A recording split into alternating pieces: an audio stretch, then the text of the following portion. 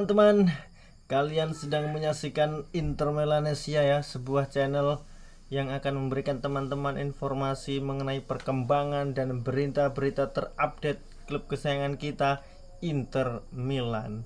Oke teman-teman, sejenak saya mengucapkan selamat kembali untuk Milanisti yang sudah memenangkan pertandingan derby melawan Inter Milan di final Supercoppa Italia. Selamat, AC Milan memang layak menang. Oke teman-teman, di sisi lain daripada itu kita semua sudah tahu ya dan membaca pemain penting kita ya, Davide Fratesi. Ini akan menjadi pembuka berita pada kesempatan hari ini bahwa Davide Fratesi ini masih digodok atau dikaji-kaji apakah akan dijual ke Roma atau justru melalui mekanisme pertukaran, atau justru untuk kabar terbaru daripada Fratesi ini si Roma menawarkan awalnya itu kan si strikernya itu, tapi Inter Milan tidak butuh, kemudian yang terbaru ditukar dengan backnya gitu kan, tapi Inter Milan juga belum tertarik pada pemain-pemain AS Roma gitu kan. Ternyata Inter Milan lebih cenderung untuk menjual Davide Fratesi secara tunai ya gitu. Jadi si Tesi ini teman-teman punya jumlah pasar ataupun nominal harga di angka 40 hingga 45 juta euro. Nah, sebenarnya Fratesi waktu kita dibeli dari Sassuolo ini sudah cukup mahal ya teman-teman. Di situ ada nilai 35 juta euro. Namun ya karena dilobi oleh Opa Marotta pada musim lalu itu bisa dibayar 2 kali ya waktu itu. Jadi kalau nggak salah 15 juta euro di awal musim, kemudian selanjutnya ditebus dengan 20 juta euro. Nah ini sebenarnya kalau kita menjual Davide Fratesi, apakah kita akan mendapatkan pemain baru dengan hasil penjualan dari Fratesi gitu? Ini adalah pertanyaannya teman-teman. Ketika Fratesi dijual misalkan laku 45 juta euro, kita masih surplus di situ di angka 10 juta euro. Nah, di 10 juta euro kita belanjakan kembali. Ketika kita belanjakan, apakah mendapatkan pemain yang kita upayakan datang gitu, seperti back yang jelas kita butuhkan adalah di gelandang bertahan dan juga back. Karena apa teman-teman, walaupun kita punya gelandang bertahan seperti Christian Aslani, tapi nyatanya sama sekali nggak ada impactnya ya. Bahkan di 5 pertandingan Inter Milan terakhir, ketika Calhanoglu itu dikeluarkan atau digantikan oleh Christian Aslani, Inter Milan selalu kebobolan. Coba teman-teman cek datanya dan faktanya. Di 5 pertandingan terakhir Inter Milan ya, 5 pertandingan terakhir silahkan dicek, ketika Hakan Calhanoglu itu dikeluarkan kemudian digantikan oleh Christian Aslani, maka Inter akan kebobolan. Ini teman-teman, itu soal Davide Fratesi ya, yang jadi trending topik karena akan dijual Inter Milan ya. Kemudian berita selanjutnya teman-teman, di kubu Inter Milan sendiri ataupun di kubu klub kesayangan kita itu memang sudah terjadi krisis di lini belakang ya.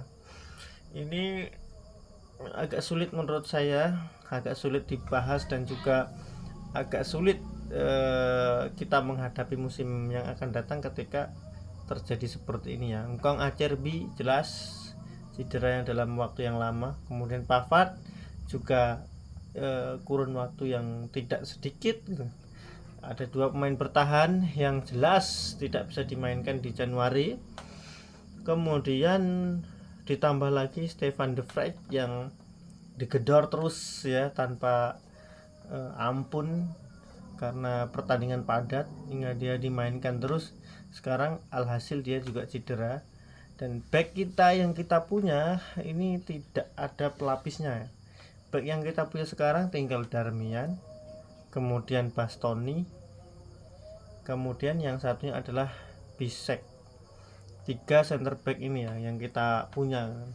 Sementara Bastoni ini masih akan mampu ketika bermain 90 menit. Kemudian Darmian ini biasanya dia jadi pemain pengganti di 30 menit terakhir, 20 menit terakhir atau 10 menit terakhir. Kalau dia di starter biasanya sering digantikan juga ya, sering digantikan di menit 60 atau bahkan 70. Kalian Bisek bisa bermain full, tetapi teman-teman tahu lah ya kalau Piszczek dimainkan secara full terus menerus, ya walhasil seperti pertandingan kemarin ya melawan AC Milan itu kan penampilan si De Vrij itu jelek banget gitu kan, mungkin karena efek dimainkan terus menerus gitu. Kemudian apakah, pertanyaannya, Bang mainin aja Palacios?